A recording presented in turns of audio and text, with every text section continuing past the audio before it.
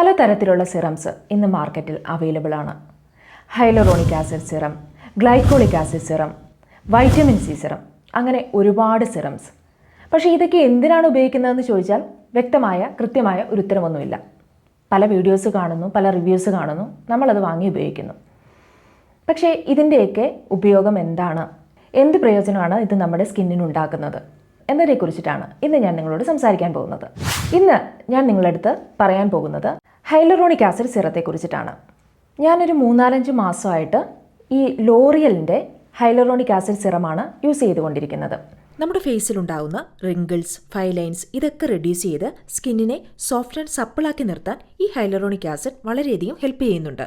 ഈ serum apply ചെയ്ത് ജെന്റിലായിട്ട് ഒന്ന് പാറ്റ് ചെയ്ത് കൊടുത്താൽ മാത്രം മതിയാകും. മറ്റൊരു കാര്യം, ഇതെങ്ങനെ ഉപയോഗിക്കണം എന്നുള്ളതാണ്. ഇത് നമ്മൾ സ്കിന്നിൽ അപ്ലൈ ചെയ്യുമ്പോൾ ഫേസ് നന്നായി വാഷ് ചെയ്തതിന് ശേഷം ചെറിയൊരു നനവോടു കൂടിയാണ് ഇത് നമ്മുടെ ഫേസിൽ അപ്ലൈ ചെയ്യേണ്ടത്.